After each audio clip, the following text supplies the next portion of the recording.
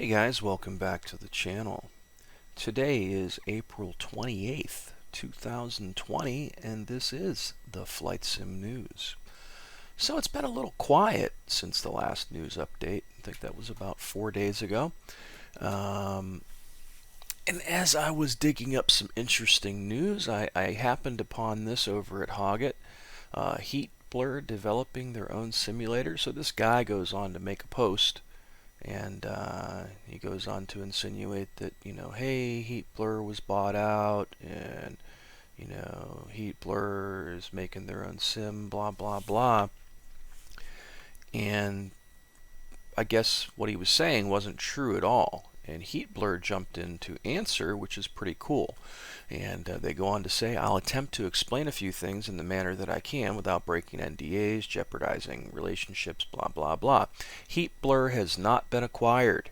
Heatblur itself remains an independent legal entity dedicated to shipping consumer flight simulation titles.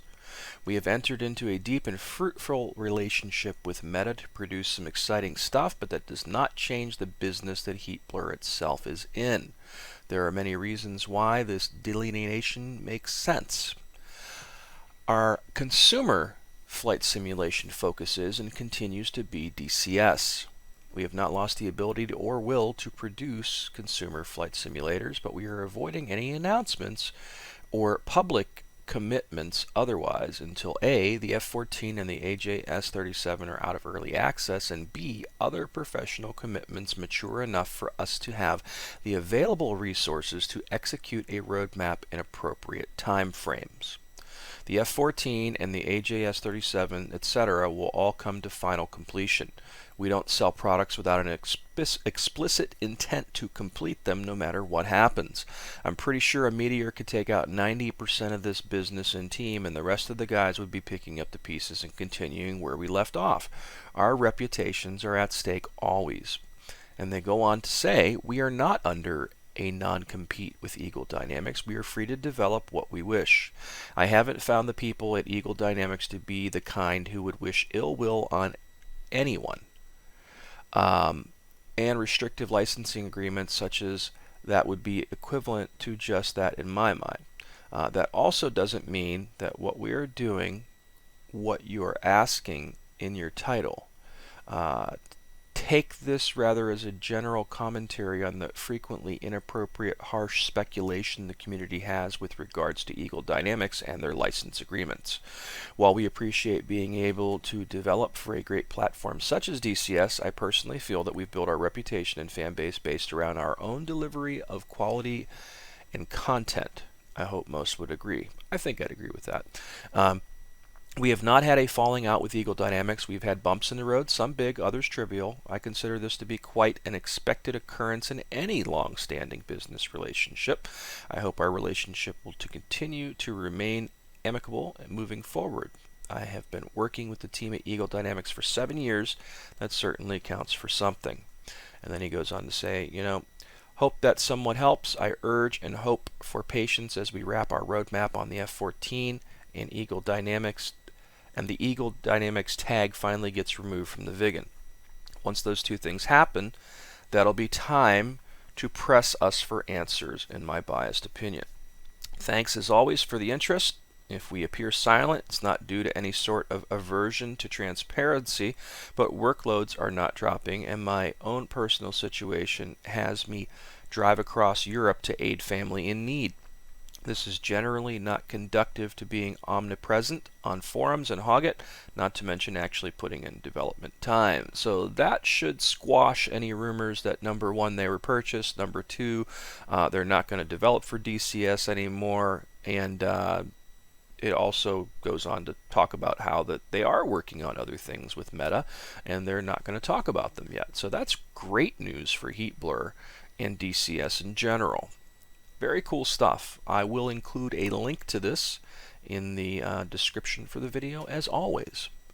So in other news, after the last news video, Matt Wagner had posted the survey and the roadmap for the F-18, and he goes in to talk more in depth about the early access business model. And there's a lot to cover here, and I'm not going to read it all.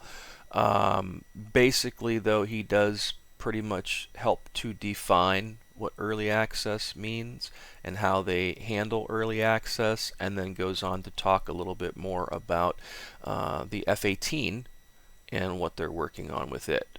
And it's pretty lengthy, and it's got a lot of information in it, and I will be sure to include this in the video description, as always, as a link so you can read it. In other news, while I'm not the biggest BMS fan out there, there is a new version of Falcon BMS. They are up to version 4.34. And the guys over at the Falcon Lounge had reported this, and they go on to talk about the fixes and improvements that were added through the different versions, and they do provide a link to it to where you can get it yourself. So if you guys are into Falcon 4 or Falcon BMS, which is basically a complete redo of Falcon 4.0 from what I understand. I've checked it out before. It's a little cumbersome trying to figure out controls and stuff. Then you got to download like the right utility to help you set up your HOTAS gear. But it is a pretty in-depth simulation of the F-16, as one might expect, because it is based off of the old Falcon 4.0 simulation. Only with a slew of different improvements and upgrades. Not entirely my cup of tea, but there's a lot of people out there that enjoy it. And here's the thing, it is free to download. As long as you have a copy of Falcon 4.0 of your own, which can be had on Steam for like $4, when on sale at least, or good old games, whatever. It's not hard to find a copy of Falcon 4.0, let's put it that way. But it is free, and it is a very in-depth simulation of the F-16, and give it a shot if that's something that you're into. Something else I happened upon, there's a company called Total Controls, and they're making a multi-function button box. This I thought was pretty cool. They're going to be doing a Kickstarter for this device, and I think it's pretty neat. And one of the things that stood out to me is the fact that it utilizes the same footprint as the HOTAS Warthog throttle. So one could use any of the existing HOTAS Warthog throttle base plates for the various desk mounting systems that are out there and mount this thing.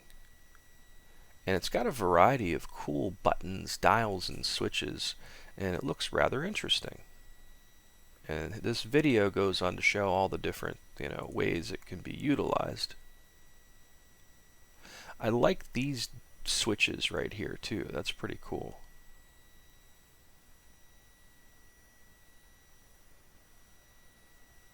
He just raised his hook.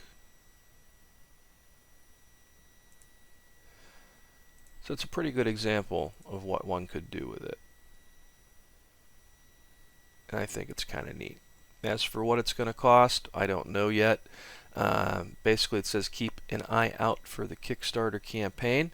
So I will include a link to this in the video description as usual, and you can go check it out for yourself. But it looks like they're in Europe because it's totalcontrols.eu.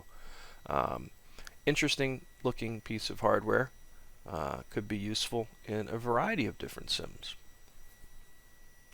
Here's something else I happened to find as I was digging up some interesting bits of news for today.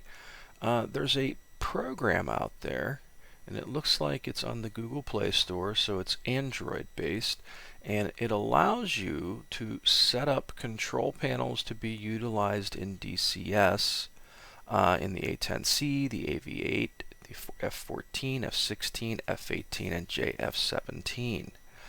It's $10, and it looks like it's got tons of potential. So if you look at it, what's going on here, and he put a video up, the developer of this, Peter, I don't know how to pronounce that when it's got those weird foreign things over top of it. Peter Woe? Is that S silent? Not quite sure. But he sets up these panels, and what's going on here is it's not displaying data on the panel, but it's allowing him to press all the little buttons around the edges and utilize the MFDs. I thought that was pretty cool, and it looks kind of interesting, and is definitely something worth mentioning. And basically, it goes on to say, controlling MFCD panels in the JF17 using many Android devices in the DCS UFC application.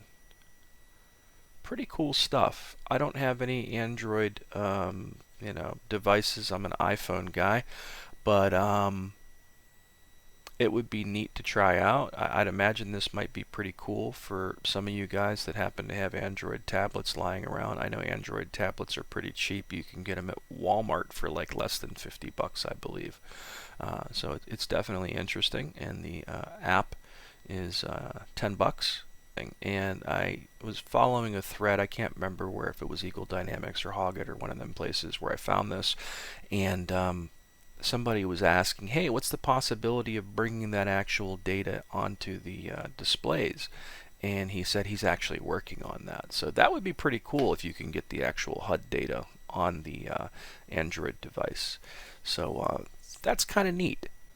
So again, I'll include a link to this, and you could check it out for yourself, but it looks pretty promising. True Grit. Virtual Technologies, developers of the Eurofighter for DCS, had posted a new image of a part of the cockpit that's in the works. This is over at their Instagram page. So I think that's it for the news for today. There's not a heck of a lot to report like in previous videos, but I have a feeling before the end of the week things will kick up. It is only Tuesday, so I'm sure we have an open beta to look forward to. I'm sure there's going to be a new vlog for the guys over at IL2. And who knows what else may pop up between now and then. But as always, this is the Flight Sim News, and today is the 28th of April, 2020. And as always, thanks for watching. Please subscribe to the channel. Feel free to hit that like button. And until next time, guys.